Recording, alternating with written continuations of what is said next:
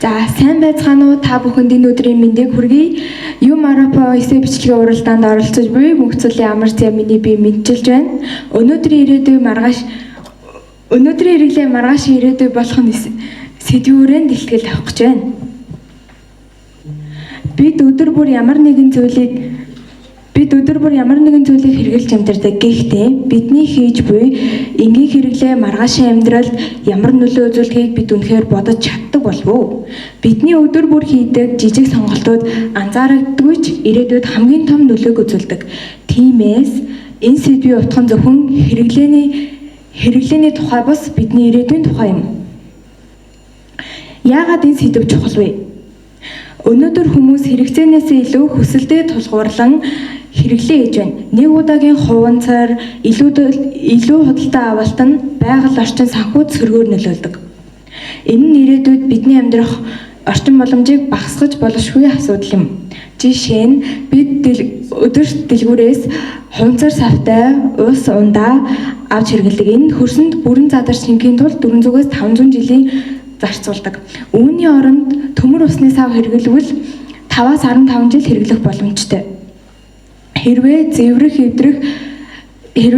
зэвэр живдэрч хэрэглэх боломжгүй болох юм бол төмрийн дахин боловсруулах үйлдвэрт тушааж болно. Үүгээрээ бид эрүүл мэнд, эдийн засаг, эх орондоо өчүүхэн ч гэсэн хувь нэмэр оруулж байгаа хэрэг. Энэ нь ирээдүйн амьдралд үзүүлж буй хувь нэмэр юм. Бид яах ёстой вэ? Ухаалаг хэрэглээ хийх, байгаль дээлтэй сонголт, хэрэгцээгээ ялгах, хэд их хэрэглээгээ багасгах. Бид жижиг боловч зөв дадлуудыг хэвшүүлэх хэрэгтэй. Хүн бүр энэхүү ухаалаг хэрэгцээг хийж чадвал ирээдүйд илүү цэвэр орчныг бий болгож чадна. Ухаалаг хэрэглээг хэрхэн бий болгох вэ?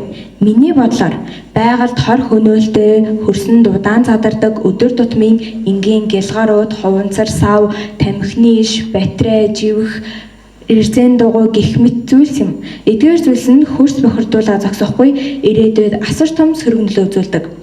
Хор хөнөөллөөс хэдэн жишээ дурдвал хөрсний чанар муудаж, хорт бодис ялгаруулдаг, үржил шимгүй хөрс бий болно. Хүнсний чанар муудна, цэвэр усны их үсээр бохирдох эрсдэл нэмэгдэнэ. Хойч үе хүүхдүүд залуучууд маань байгаланд оройтсон орчинд амьдрах болно.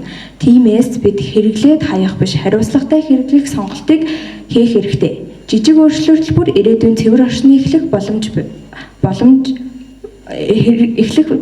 болж чадна.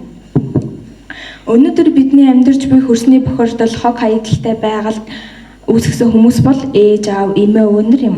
Ирээдүйд бидний гарт биш, бидний өнөөдрийн сонголтонд бий.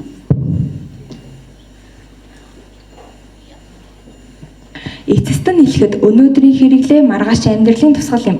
Бид өөрсдийнхөө ямар сонголт хийж байна, маргааш яг тийм орчинд амьдрна. Ухаалаг хэрэглээ, ажиргалтай амьдрал. Анхаарал хандуулан миний итгэлийг хүндэтгэн сонссон та бүхэндээ баярлалаа.